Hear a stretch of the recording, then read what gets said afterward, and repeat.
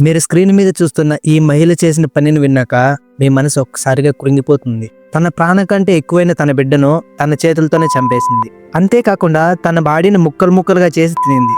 అసలు ఒక తల్లి తన బిడ్డను చంపి ఇలా ఎలా చేయగలదు? తన గర్భంలో 9 నెలలు మోసిన ఆ బిడ్డను తన చేతులతోనే స్వయంగా చంపి తినిందంటే ఎవరికి నమ్మశక్యంగా ఉంటుంది? ఆ ఘటనను ఊహించడానికి కూడా చాలా కష్టంగా ఉంటుంది. కానీ ఈ మహిళ ఇలా చేయడానికి ఒక కారణం ఉంది. దాన్ని తెలుసుకుంటే మీరు కూడా ఆశ్చర్యపోతారు. అండ్ ఐ ప్రామిస్, ఇప్పటి వరకు మీరు తెలుసుకున్న విన్న క్రైమ్ స్టోరీస్ అన్నిటికంటే ఇది మిమ్మల్ని అంతకంటే ఎక్కువ డిస్టర్బ్ చేస్తుంది. So don't skip it guys. ఈ లేడీ పేరు హెనా మహమ్మద్ హసీన్. ఈమె వయసు 29 సంవత్సరాలు. తన భర్తతో విడిపోయి 5 సంవత్సరాల వయసున్న తన కొడుకుతో కలిసి ఒంటరిగా జీవిస్తుంది. ఆ పిల్లాడి పేరు యూసఫ్. బయట నుంచి చూసే వాళ్ళకి వాళ్ళ జీవితం ఒక సాదా సీదా కుటుంబం లాగా అనిపించవచ్చు. కానీ ఆ ఇంట్లో అలుముకుంటున్న చీకటి గురించి ఎవరికీ తెలియదు. హెనా జీవితంలో ప్రతిదీ మొదట సాఫీగానే జరిగేది. తన తల్లిదండ్రులు ఒక మంచి సంబంధం చూసి ఆ 2 కుటుంబాలు ఆ పెళ్లికి ఒప్పుకొని హెనాకు పెళ్లి చేయడం జరిగింది. పెళ్లి తర్వాత అత్తారింటికి వెళ్లి కొత్త జీవితాన్ని ప్రారంభించింది. పెళ్లి కొత్త ఇంట్లో అడుగుపెట్టిన ఆమెను అందరూ ప్రేమగా చూసుకోవడం మొదలుపెట్టారు. భర్త మంచి మనసున్నవాడు, ఏ చిన్న అవసరం ఉన్నా వెంటనే అందించేవాడు. అత్తమామలు కూడా సర్దుకుపోతూ మాట్లాడేవాళ్ళు. ఈమె జీవితం కూడా స్టార్టింగ్ లో ఆనందంగానే సాగింది. అయితే కాలం గడుస్తున్న కొద్ది చిన్న చిన్న విభేదాలు మొదలయ్యాయి. 1 సంవత్సరం గడిచిన తర్వాత హెనాకు ఒక అబ్బాయి జన్మించాడు. ఆ అబ్బాయి పేరు యూసఫ్. ఆ పసిబిడ్డ పుట్టడంతో ఇరువురు కుటుంబాలు చాలా సంతోషంగా ఉన్నాయి. భర్త కూడా యూసఫ్ పుట్టిన తర్వాత ఇంకా జాగ్రత్తగా ఇంకా ప్రేమగా చూసుకోవడం మొదలుపెట్టాడు. కానీ ఆ ఆనందం ఎక్కువ కాలం నిలవలేదు. హెనా తండ్రి తన కోసం ఒక ఇంటిని, కొంత స్థలాన్ని తన పేరు మీద రాసిచ్చాడు.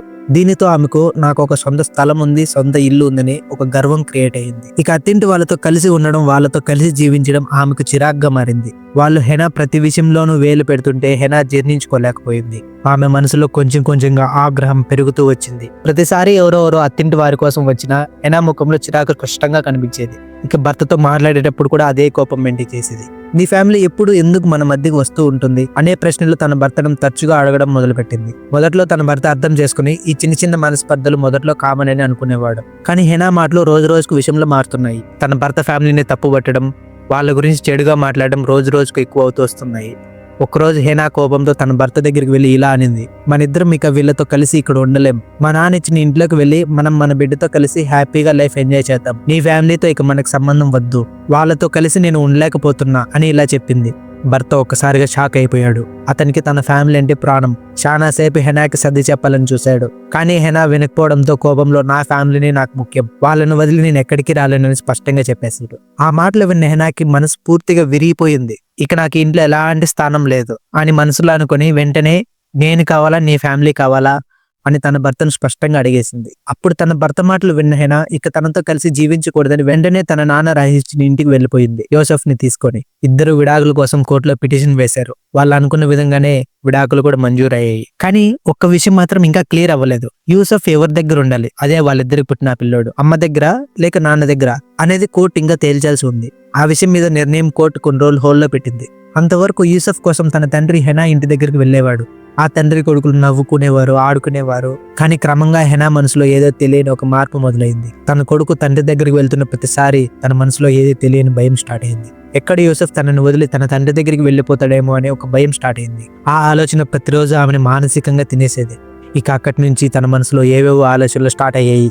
విడాకులు వచ్చిన తర్వాత కూడా హెనా జీవితంలో ఎలాంటి సంతోషం లేదు. తనకు యూసఫ్ మాత్రమే మిగిలాడు. అన్ని ఆ బిడ్డలోనే చూసుకుంటుంది. మొదట్లో యూసఫ్ తన తండ్రిని కలవడానికి వెళ్ళేవాడు. తండ్రి రాగానే సంతోషంగా వెళ్లి కౌగిలించుకునేవాడు. వాళ్ళిద్దరూ నవ్వుతూ ఆడుకునే దృశ్యాలు చూసి హెనా జీర్ణించుకోలేకపోయింది. ఆ సన్నివేశాలు చూసిన ప్రతిసారి హెనాకు ఒక అసూయ, ఒక భయం మొదలయ్యేది. ఇక అప్పటి నుంచి ఆమె మనసులో ఒక అనుమానం మొదలయ్యింది. ఎక్కడ యూసఫ్ తనకంటే తన తండ్రిని ఎక్కువ ప్రేమిస్తాడేమో అని ఫీల్ అయ్యింది. నన్ను వదిలి అతని దగ్గరే ఉండిపోతాడేమో అని బాధపడేది. ఈ ఆలోచన రోజు రోజుకి ఆమె మనసును కుదిపేసేది. తండ్రి వచ్చి వెళ్ళిన తర్వాత హెనా యూసఫ్ని గంటల తరబడి ప్రశ్నించేది. నీకు ఎక్కువగా ఎవరిష్టం, నేను ఇష్టమా లేక నాన్న ఇష్టమా అని. ఆ పసిపిల్లాడికి అలాంటి క్వశ్చన్లకు ఏం సమాధానం ఇవ్వాలో కూడా తెలియదు. ఎందుకంటే ఆ పసిపిల్లాడికి ఇంకా 5 సంవత్సరాలే కాబట్టి. ఇక కొద్ది రోజులకే హెనా యూసఫ్ని తన తండ్రితో కలవనివ్వలేదు. వాళ్ళిద్దరి మధ్య దూరం పెంచడమే తనకు బెస్ట్ అని అనిపించింది. అలా వాళ్ళిద్దరిని కలవనివ్వకుండా చేసిన ప్రతిసారి ఆమె మనసుకు చాలా కుదుట పడేది. కానీ ఈ విషయం కోర్టు వరకు వెళ్ళిపోయింది. యూసఫ్ తండ్రి కోర్టులో ఫిర్యాదు చేశాడు. నా బిడ్డను కలవనివ్వట్లేదు, ఆమె ఉద్దేశపూర్వకంగానే ఇవన్నీ చేస్తుందని కోర్టులో స్పష్టంగా చెప్పేశాడు. కోర్టు విచారణ మొదలైంది. 2 పక్షాల వాదనలు విన్న న్యాయమూర్తి బాలుడి కస్టడీ ఎవరి దగ్గర ఉండాలో రేపే నిర్ణయిస్తాం అని కోర్టు స్పష్టంగా చెప్పింది. ఆ రోజు నుంచి ఆమె భయం మరింత ఎక్కువగా మారింది. ఆమెకు రాత్రులు నిద్ర పట్టేది కాదు. తన బిడ్డను తీసుకుపోతారేమో అన్న ఆందోళన, ఇలాంటి భయాలు ఆమెను రోజు రోజుకు తినేస్తున్నాయి. తన మనసులో మాత్రం ఒక ఆలోచన మాత్రం తిరుగుతూనే ఉంది.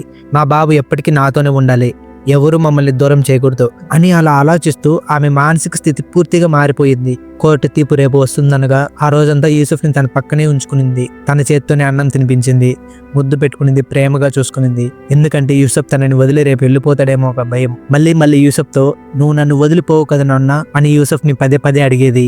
ఆ రోజు రాత్రి తను పడుకునే ముందు తన మనసులో గట్టిగా ఫిక్స్ అయ్యింది.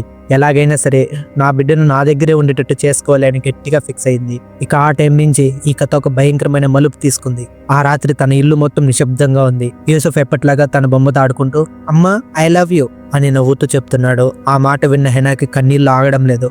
కానీ ఆ కన్నీళ్లలో ప్రేమ కంటే భయమే ఎక్కువగా ఉంది. ఆమె మనసు ఇప్పుడు పూర్తిగా చీకటి ప్రపంచంలోకి వెళ్ళిపోయింది. తన ముందున్న తన బిడ్డను చూస్తూ ఏదైనా చేయాలి, లేకపోతే నా బిడ్డ నాకు దూరం అయిపోతాడు అనే ఆలోచన తనని పిచ్చిదాన్ని చేసింది.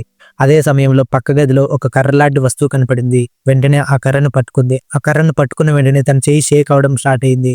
ఆ తర్వాత ఆ కర్రతో బాబు తల మీద గట్టిగా కొట్టింది. మొదటి దెబ్బతోనే యూసుఫ్ కింద పడిపోయాడు. కింద పడిపోయి కళ్ళు ఆరిపోయే ముందే మళ్ళీ ఇంకో దెబ్బ వేసింది. ఆ ఇంట్లో ఒక్కసారిగా నిశ్శబ్దం.